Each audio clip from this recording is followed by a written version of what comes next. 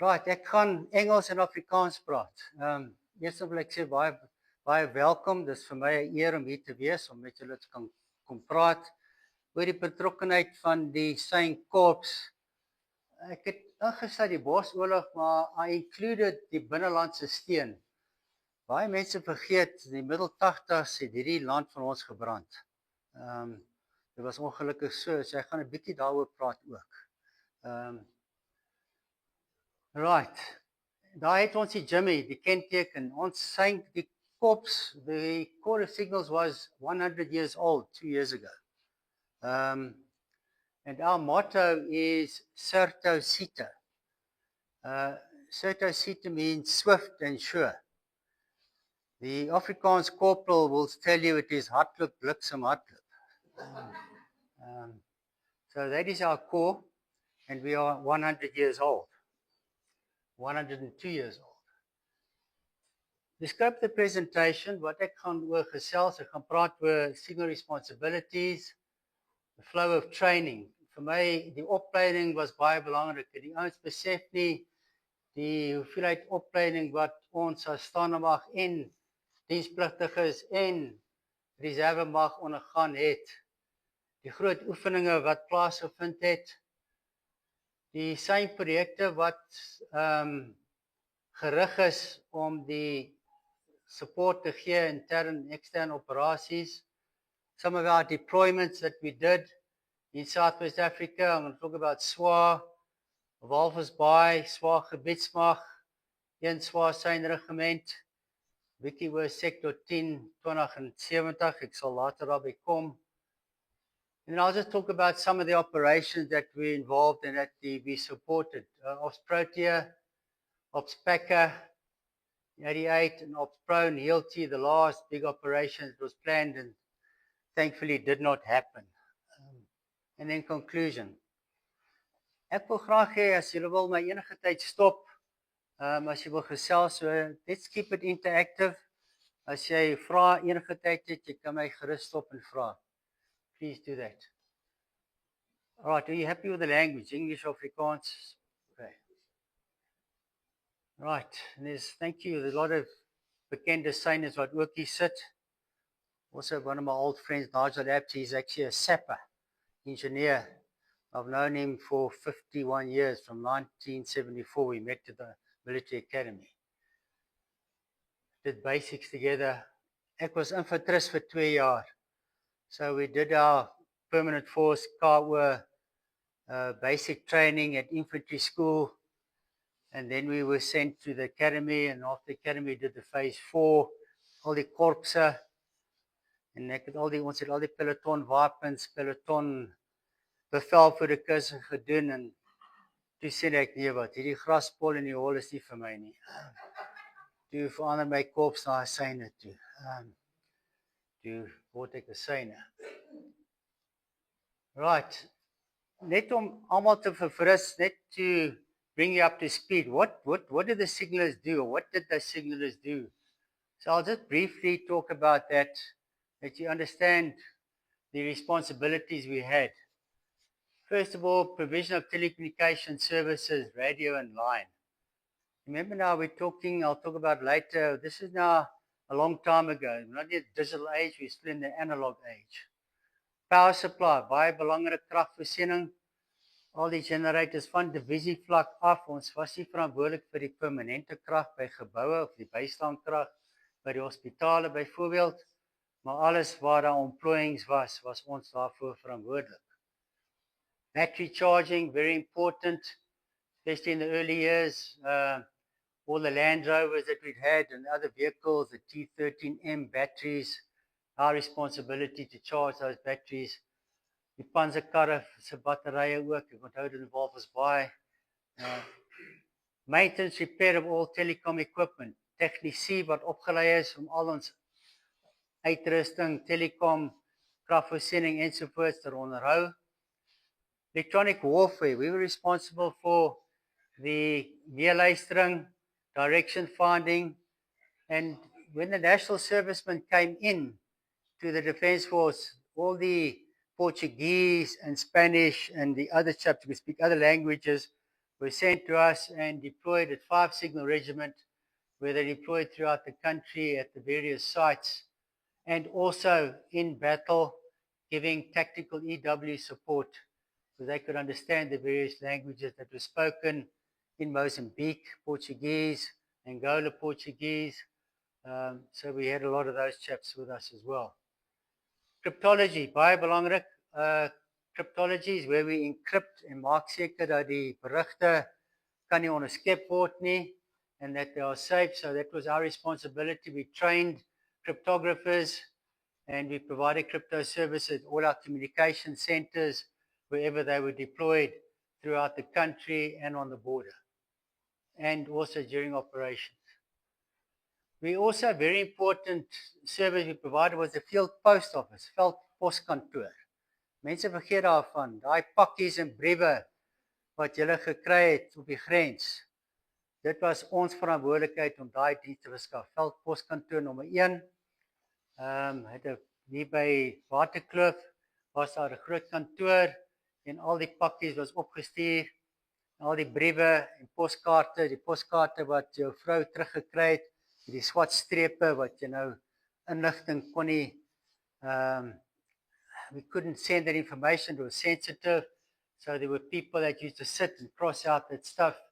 So your wife would get a letter say, "Dear Lynn, hello, love," that's basically nothing in the middle, or reducted.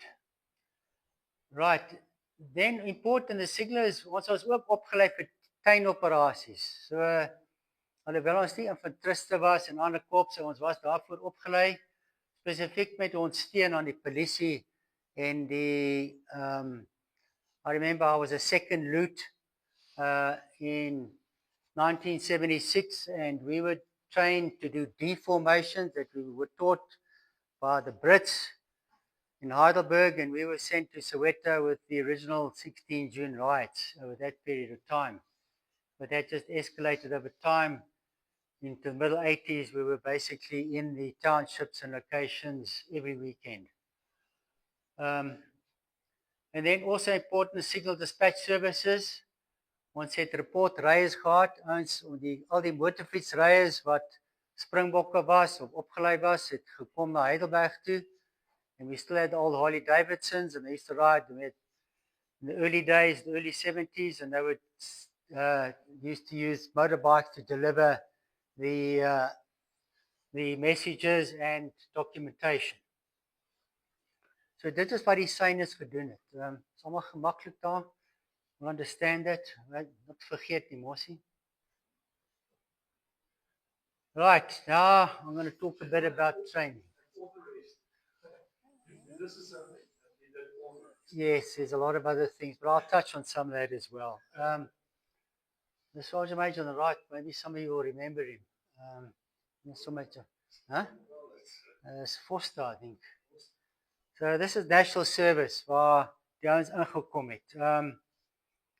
Vir die opleiding. So, based in Heidelberg, they did all the National Service training for many years, and we would receive the troops there, do the basic training. After basic training, die vakopleiding wat hulle ondergaan het, die leiergroep opleiding, korporaals, offisiere. Onthou, ons het ook al die elektroniese en elektrische ingenieurs ontvang in Heidelberg, en hulle was spesifiek opgeleid. Hulle het opgeleid 2 luitenante en ontplooi by al die kommandemente en by deelsyn en gewerk as projekoffisiere. Typische bed. We all know that. Moele van Tonda. So I'm just going to stop here and just I've got an 8-tracksel van 'n toespraak wat ek 2 jaar gelede gegee het, but I'm just going to read some of this stuff. I think it's important that, you know, the history of the Corps of Signals is a testament to the critical role that we played as signalers. We were the silent enablers of command and control. Dis baie belangrik dat ons het verseker dat die bevelvoerder was in staat om die regte informasie te hê om die regte besluite te maak. En want die bevelvoerder kon nie besluite maak nie tydens die geveg, as jy nie telekommunikasie of kommunikasie gehad het met die regte boodskap. To make the informed decisions on the battlefield, managing the crucial information for the SANDF or SADF. Also want to focus on the training. It's been the backbone of our capabilities as signalers and communicators. As ek praat van communicator, ek praat van die lugmag en die vloot ook. Whether it's full-time force members, PF, citizen force members, or national servicemen, our careers are marked by a constant cycle of learning and teaching. So kyk hoeveel kursusse ons gedoen het oor die jare. Training that we both gave and received was not just a formality, it was a necessity, a preparation to quality that our signal commanders had in providing essential communication services. The year today marks the 72 anniversary of the Army Gymnasium. Dis waar die Syners opleiding gedoen het. A place that holds a special significance for many of us that were here as signalers. The School of Signals and the 1 Signal Regiment in 1973, they were transferred here from Voortrekker Hoogte. Is hulle oorgeplaas na die onderwys college in Heidelberg. En dis oorgeneem deur die Syners, maar voordat die Syners ingetrek het daar, die infanteriste was daar, besig met die leiergroep opleiding. Dit was oorgeplaas infantry skool toe op Oudtshoorn. Toe neem die Syners dit oor. En dis waar ons syn opleiding gedoen het. Many of us here today received our basic training there and all other phases of training. 2 Signal Regiment, 5 Signal Regiment and 3 electronic workshops. They also received their training hier so in Pretoria by die Synformasie. Ek sal 'n bietjie later oor die Synformasie praat, waar hulle ook dan basisopleiding ontvang het aan al die verskillende vakopleiding, EO-opleiding, die tegniese opleiding en die command and control training. Reflecting on the last 59 years of the Bush War starting in 1966, we're looking at the analog age, nie die digitale age. We're talking about cable laying, waar ons fisies dan 10 kabel, daai swart kabel gelê het, met telejays, skakelborde in die veld om te kan praat, motorbike dispatch riders, high frequency radios, HF radios, old C11s, the B25s, many of you know, TR48s, the TR15s were the tools of our trade. Dis hoe ons verseker dat ons kon verbindings bewerkstellig om bevelvoerders die regte informasie te kan kry om besluite te kan neem. There was a specialized training which we talked about, the technical training, EW and the command and control. Cryptology, very important. Onthou daar was die GPS's nie, manne. Ons het gewerk met kaarte, 1 in 50, 1 in 250s, whatever. Om te kan navigeer, moes jy 'n kompas gebruik en 'n kaart. Daar was nie rekenaarnetwerke nie. Ons het nie hierdie goed gehad nie. Onthou die ou groen skerm rekenaars het ingekom later in die 80s. But up in the border there was very, very few computers. Also remember, as signalers, we were also trained in other roles as well. Marius also alluded to that. Some of our people have done parachute courses, they've done PTI courses, they've studied at universities and got further qualifications to make sure that they all-rounded and can work. I just want to talk about many of the signalers were also successfully utilized outside the corps. Ons was buite die korps aangewend in the general duties and other corps. For example, General George Mayron, he was a signaler. He was an electronics engineer, and we turned out to be Chief of the Defence Force. A testament to the caliber of the individuals within our corps. Practical exercises were an integral part of our training. Exercises that took us to the Army Gymnasium, the signal formation in Pretoria, Air Force and the Navy. I can remember in Heidelberg where we used to deploy the troops down to Balfour, uh, far down south, down to the Vaal River, putting out the troops, putting them into camps, putting them on the farmers' farms, and establishing relay stations, doing the training practically in the veld.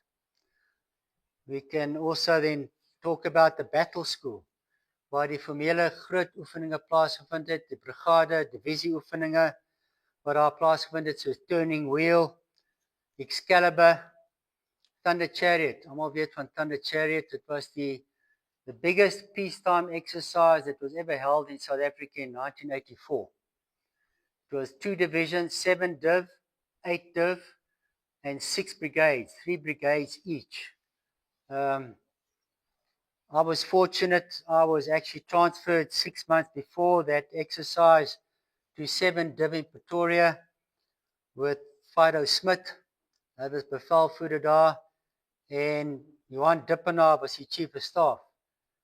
En ons het gesit om die hele oefening fisies uit te skryf. Elke ding wat plaasgevind het in die voorbereiding. So ek was aangestel as die synoffisier vir daai oefening en dan verplaas na die synvleuel toe as die synvleuel bevelvoerder wat die oefening uitgevoer het 6 maande later by Leeg Gevegskool. Mossie was ook toevallig 'n bevelvoerder daar by Gevegskool en betrokke by al daai oefeninge.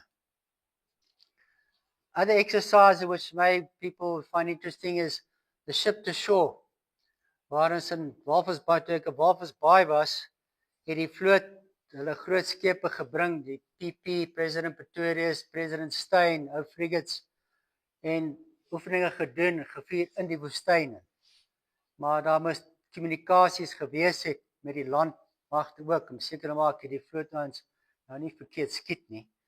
So dit was ook 'n goeie ondervinding om saam met daai groot skepe te gaan, saam met die vloot onderhandel oor die verskillende kommunikasies. I'm going to touch on something outside of the Bush War, but you can remember the National Peacekeeping Force, net voor die verkiesing in 1994. During 1993, toe moes ons 'n National Peacekeeping Force aan die been bring om te verseker dat die verkiesing sou vlot loop. En ons het blou uniforms gedra. Het gesê hulle kan nou nie, want onthou nie, ons was besig met die integrasie van die magte. APLA, MK, al die verskillende magte. Die Britte het die BMAT spanne hiernatoe gestuur en hulle was verantwoordelik om seker te maak that the people were appointed with the correct rank and weren't jeopardized against, or that where the chap would say he was a colonel in MK and after going through all these qualifications he turned out to be a corporal. So BMAT worked in this country for many years during the integration process. But before, to make sure the elections were going to go smooth, they established the peacekeeping force. We all wore these blue uniforms. Headquarters was there, where the medics are, daar naby Erasmus Kloof, daar naby Kloof Hospitaal. Generaal Malloy was die bevelvoerder daar, het saam met hom gewerk. En ons het die ouens ontplooi in 'n klomp van die townships en locations om te verseker dat alles vlot geloop het. Right, the question arises, why the extensive training? Hoekom was opleiding so belangrik vir ons? And all the call-ups that we did, and the commitment of thousands of national servicemen for 2 years. The continuous training the permanent force got, and up to 12 years of reserve force camps. So nadat jy dienstplig gedoen het vir 2 jaar, dan moes jy vir elke jaar vir 12 jaar 'n kamp gaan doen, of op die grens, of in die binneland, of opleiding gaan doen het om self nog bevordering te kry. So, to answer this question, we have to look at the historical context of the RSA. We were busy with a counter-insurgency war in Southwest Africa and on our northern borders with Zimbabwe and parts of Mozambique. And we were supporting the SAP in the internal stabilization operations. National servicemen, reserve force members were the backbone of the forces deployed for these operations. Die meeste van die groot operasie in Angola, dit was dienspligtiges wat daar was en die burgermag. Ons as die staande mag was daar in die leiergroep posisies en veral om die opleiding te gee vir die groot operasies. The border war defined, we said 6689, also saw the initiation and completion of telecommunication system projects such as Project Eberhout. Kyk, daar sit Gert Boyse, hy was baie betrokke daarbey. Netto, die lugmagprojek, die groot toring wat hier staan, dis 'n Netto toring wat koms gee af hier na lugmag HK toe. Ag nee, nie Netto, die Poele toring, sorry. En Netto wat die taktiese ontplooiing was vir die taktiese bevel en beheer. Project Bowie was die groot EO projekte wat die elektroniese oorlogvoering opgraderings gedoen het. And a very important was Project Marnet. Het julle gehoor van Marnet? Marnet was die kommunikasie wat verskaf is as emergency radio network vir die boere spesifiek en die konsole was by oor die 400 commando hoofkwartiere reg deur die land. So elke commando hoofkwartier het 'n konsool gehad en veral die boere as hy nood gehad het, het is die knoppie gedruk, 5-tone het deurgegaan na die konsole toe, hulle kon dan 'n reaksie mag uitstuur, polisie, weermag om te gaan kyk wat gaan aan. Nou daai Marnet was seker ons beste telekommunikasiestelsel wat ons ooit ontplooi het. Jy kon in 'n kar klim met jou A68 radio en jy kon ry vanaf Kaapstad tot Messina, jou frekwensies verander, kanale en jy kon praat heelpad. Daar was high sites reg deur die land waar ons antennes gehad het met stelsels met repeaters en ons het die hele land gedek met daai Marnet 68 megs. When the new government came in, they disbanded the commandos, they disbanded that, and the consoles were moved to the disaster management centers of the municipalities, and eventually that all died away. So that system that worked so well is tot niet. Right, I'm going to go through the slides now, make it more interesting. Let's have a look here. Mense kan het onthou, Beidelberg, dis Alpha Basis, daar in die, op Alpha Basis waar die troepopleiding, 12 eskadron, typiese opleiding daar in die tente. Daar in Stinkspruit, waar die troepe deur die môre altyd gejaag was. Dis nou leiergroep opleiding waar ons gedoen het in die vlaktes daar in Heidelberg. Ons besig om antennes te bou, 'n BRF directional antenne, waar die ouens op in die veld is besig om te bou.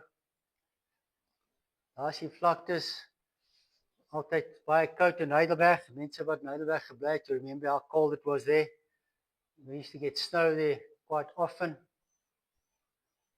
Typically out to one of the base on a farmer's farm where we deployed the box bodies. So we onthou daai chef voertuig wat ons gehad het as interim voor die Samel 20s uitgekom het. They gave us these chefs that used to drink petrol like, I don't know, about 2 kilometers to a liter. They gave us these things which we used, installed the radio equipment in. There's a discount antenna which is installed. Some of the soul duties wat ons ook opgelei het, syners. Ons was besig daar met 'n rivier kruising opleiding. So foto van myself baie jare gelede. Die eerste leiergroepkus, ons het soul duties ontvang vanaf George. En toe moes hulle nou leiergroep opleiding gee. Daai meisie in die middel, sy was ook 'n syner. Maar ek het hulle nou hanteer soos manne. Hulle moes agter op Bedford spring op die paradegrond en ek was redelik in die moeilikheid. Daar het ek hulle deur Stinkspruit gejaag, maar toe vang hulle ons 3 en gooi ons ook in die spruit in. Maar dan sit ook baie vrouens opgelei, maar die vrouens was ook gebruik in die Comsense. Baie goeie Comsense operators en ook in die veld. Wie kan daai onthou wat daar staan? Strauss, Gordon Strauss. besig met opleiding van die ou harnasstelsels. Die meg-ouens sal dit onthou, die ou meg manne wat hier sit, Louis, onthou daai harnasstelsels. Ja, baie mense sal dit nog onthou, die kursusfoto, na die kursus voltooi is, when you are finished the course. When you have the course photo with the unit OC, there's Deirdre Greiniker, he was the OC at that stage.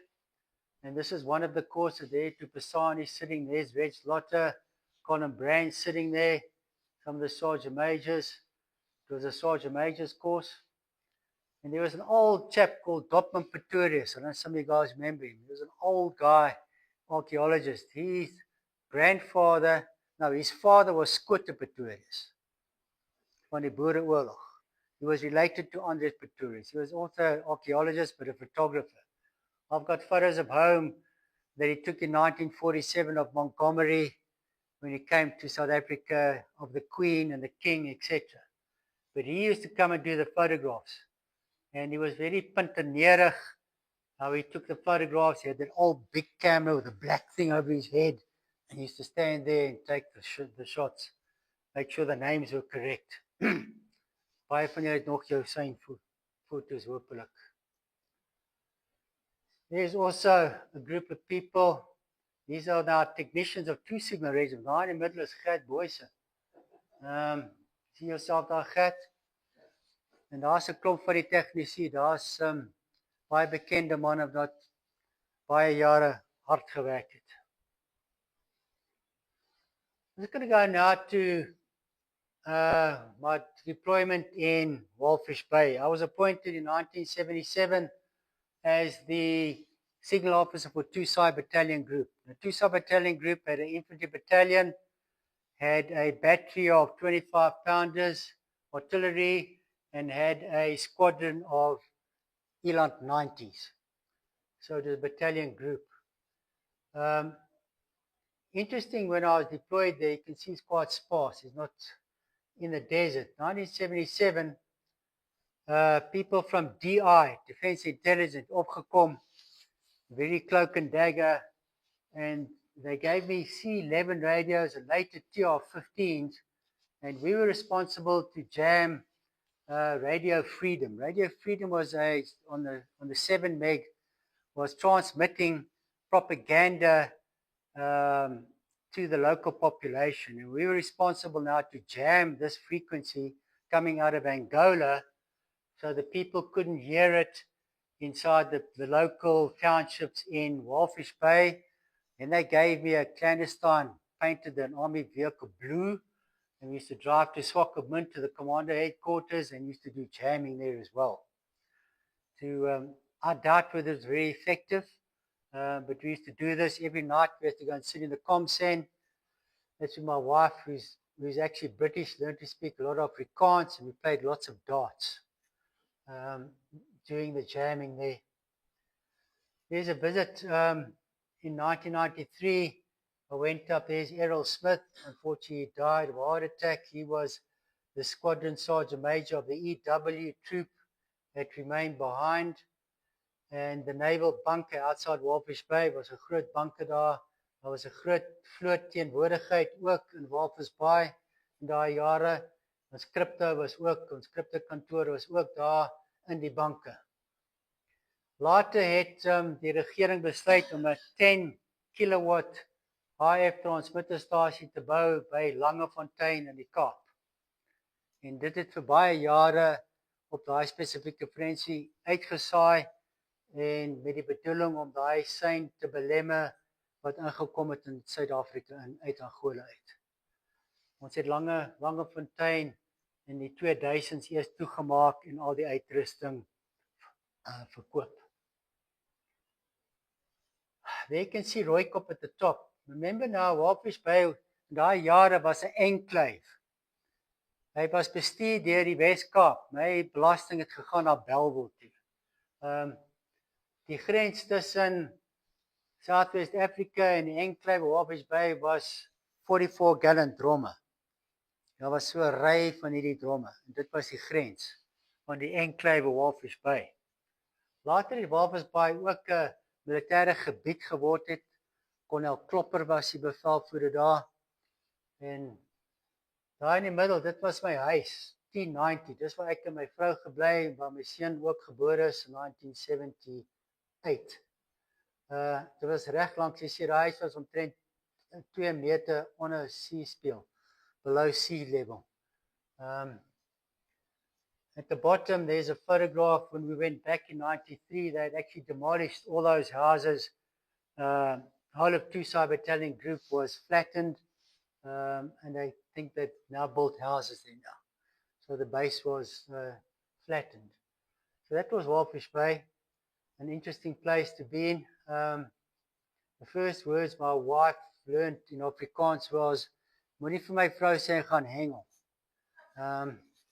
Want hengel was baie goed in Walvis Bay, met die kabeljou en die steenbras ensovoorts. So, ons het baie vroeg in die oggend die garries gevat, op Sandwich Harbour toe, baie vroeg gaan hengel en weer teruggekom teetyd, die vis skoon gemaak. Maar dit was sy oefeninge wat ons gedoen het daaronder in Sandwich. Maar dit was nog goed in daai jare.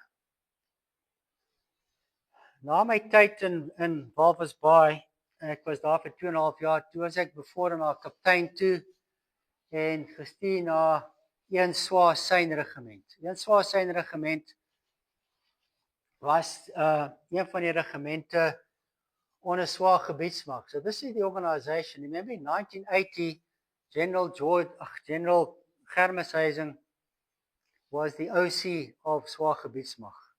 Swa gebiedsmag het sy eie uniform gekry. Ons het sulke grys camo, it wasn't camo, green, sulke groot diamante gedra. So we got our own uniform, eie kentekens. Ek het daai gemsbok gedra, daar was nie 'n seinkenteken nie. So dit was die eenhede wat onder bevel was. So ons het ook ons eie begroting gekry. That was interesting. I had 1.8 million in those years. That was a lot of money. And we bought a lot of our own equipment that South Africa didn't have. We bought a lot of Siemens equipment, the FUG 105s, FEC 101s. They gave you a tactical telegraph capability. So Swa gebiedsmag, they had a reaction force. They had also a reserve force people that had the kudu and the air wing as well. That used to fly out to various airports in Southwest Africa. So that was the responsibilities of one Swa. We as the regiment used to manage all the voice and telegraph telecom through Windhoek in the Bastion building. So above the red line, you had 3 sektore gehad. Sector 10 Oshakati, Sector 20 Rundu, Sector 70 Katima Melilo.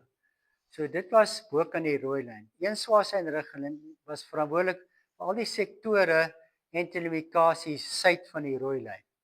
So dit was 'n groot gedeelte van die land wat ek moes deurry, wat vir my baie interessant was. So Sector 30, which was Otjiwarongo, 40 Windhoek, 50 Babas, 60 Keetmanshoop, was my verantwoordelikheid. Een Swa Sein se verantwoordelikheid om daar telekommunikasies te verskaf en sy nog gestek.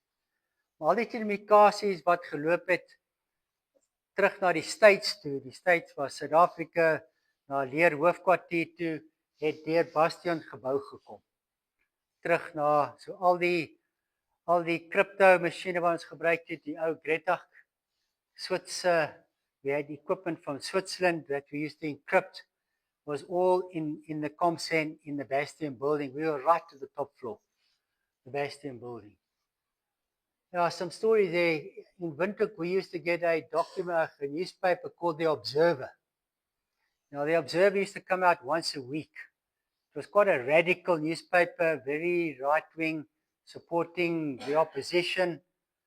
And the good thing about The Observer was there was, on the second page, the back page, there was a page 3, Mossie says, that was a Kalgat meisie. Okay.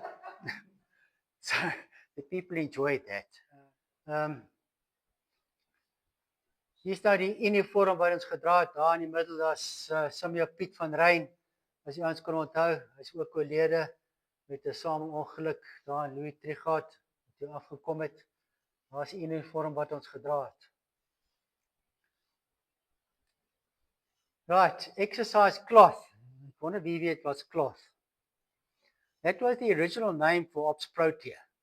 So in the planning phase, they called the cloth top secret, and the people that were responsible for the telecommunication planning of cloth was Commandant Dennis Jellyman. He was the SO1 signals there. I was the OC, 6th Signal Regiment, Franz Miller, Brigadier Franz Miller at Grootfontein, 237 EW Troop, Grootfontein, Sector 10, signals personnel, and D signals as well. So those were the entities verantwoordelik vir hierdie telekommunikasiebeplanning vir Ops Protea.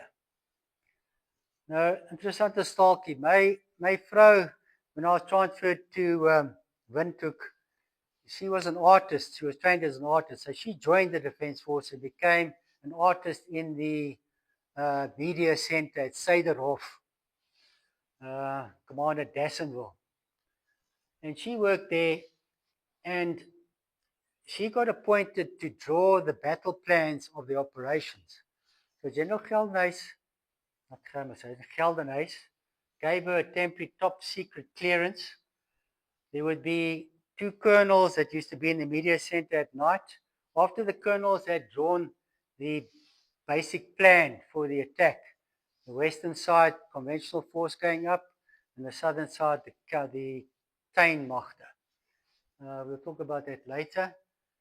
She would then take this piece of paper stuck with sellotape, and she would need to now put it into a presentation to be flown down to PW and Cabinet for approval. So she would sit there at night, draw this, that would be sent down and approved by Cabinet. And she would come home to me and say, she wouldn't tell me, she said to me, in a couple of weeks' time, you'll be going somewhere. Jy's gaan 'n bietjie weg van die huis af wees.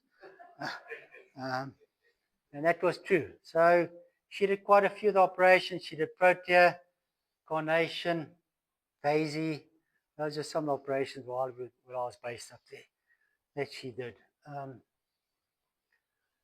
So this became, they did all the flowers, Protea, Carnations, Daisies. Those were the operation names.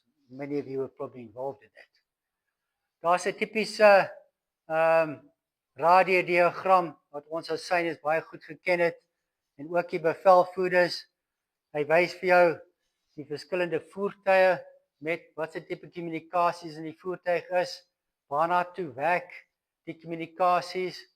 Dan is daar aangeheg ook dan al die frekwensies wat moet gebruik word, die dag-nag frekwensies, die kodelyste, die slidex wat ons gebruik in daai dae, die huppelkodes, dis alles in die synorde. Ek het toevallig ook die oorspronklike synorde wat ek gebruik het hier saamgebring met Protea. So dis die tipiese diagram wat die ouens sou goed geken het en die syners moes bestuur het. That's a well-known photograph. I think that's Obskeptic with General Dippenaar 6-1 Mech during one of the operations there. Good old Buffel. Baie ouens het slegte of goeie remembering of this Buffel. Because it was used in the internal role and our support to the police. So when we were supporting the police in the middle 80s specifically, we would get a call from Brigadier Archie Moore. Wie onthou Archie Moore? Ex-Parabat. Yeah, he was the chief of staff. Onder Renosterlip, Generaal Kritzinger, bevelvoerder Commandant Wit. Op Vrydagmiddag kry ek 'n oproep van Archie Moore op en sê vir my, Kommandant, ek soek 2 companies in Mamelodi. Ek soek 2 companies in Tembisa. Soveel companies daar. And that was how it went for a long time, deploying. And we were deployed mostly in Buffels. And now we were there to support the police. But now the police, they weren't taught like us Defence Force members, where we did proper staff training, staff courses, veggroep, span kursusse, staf kursusse, waar jy geleer word om 'n ordentlike waardering van die situasie te doen, ordentlike plan. Hulle het so waardasie gedoen. So you would come to Tembisa, which is a massive township right next to Jan Smuts Airport. And first of all, they've shot that whole township full of gas. So there's tear gas everywhere. So the troops in the back of these things, and when they're driving, you have to make sure you got your gas mask there because there's just gas everywhere. But it was tough times. It was really tough. Ons het hard gewerk. And the problem with working in a township is you don't know where your enemy is. You don't know who your enemy is. There's no clear definition of the enemy. Where fighting in the bush war up in Angola and that, you know, min of meer, wie was your vyand? On the locatie, you didn't really know. You know, alleys getting shot at and things thrown at you. Right, I've put this radio here because now, when you were in the Tuinmacht, remember, a lot of people don't remember, but the Ops Protea consisted of a conventional force, task force Alpha, and a COING task force Bravo. A lot of books in that have been written, but they've seemed to have forgotten about the COING, the Tuin task force. Ek was aangestel as taakmag Bravo synoffisier. Graham Taylor was taakmag Alpha synoffisier. So the conventional force went up the western side. That was veggroepe 10, 20, 30, and 40. And 50 and 60 went up. We were based up in Mupo. We flew down in helicopters. That was the COING headquarters with the COING forces deployed. Echo Victor, Eddie Viljoen, he was Task Force 50, or Veggroep 50 as a bevelvoerder. After the Western Conventional Forces were withdrawing, Swartland Serpentine, General Serpentine, he was then a commandant. His Veggroep came across to us, and they went up and we did some further operations up on the eastern side. Jan Breitenbach was also roaming around there, shooting all kinds of things everywhere. He was quite a character. 3-2 Battalion was deployed there as well, and there were other battalions busy with operations as well. So you never had the real good control of a conventional force. Hierdie unconventional ouens was besig met hulle dinge nou. And we rode around in buffels, and we had to install our equipment in buffels, which was not easy. There you can see a TR-15 installed with a piece of shelving.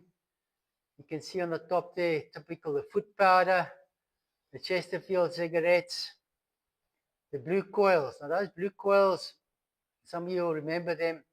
I bought those with the budget I had up in Southwest, and you could tune in exactly to the high Q, to the frequency you're working on with your rod, with your whip antenna, the high 108-inch style whip.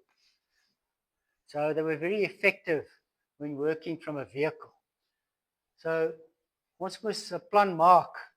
Soos jy sê, 'n boer maak 'n plan om die uitrusting en die buffels te kry, want die buffel was nie ontwerp vir radio-uitrusting installasies nie. I actually lost one of my buffels as well. It went over a landmine. Fortunately, the troops were not too badly injured, but the equipment was gone. Right, Ops Packer, 1988. I was sent down to Army Battle School, and the Army Battle School was sent up om opleiding te doen van die burgermag. Die burgermag was opgeroep om te kom help, want die dienspligtiges was moeg na die vorige 2 operasies. Jy het Hooper, en wat was die vorige een?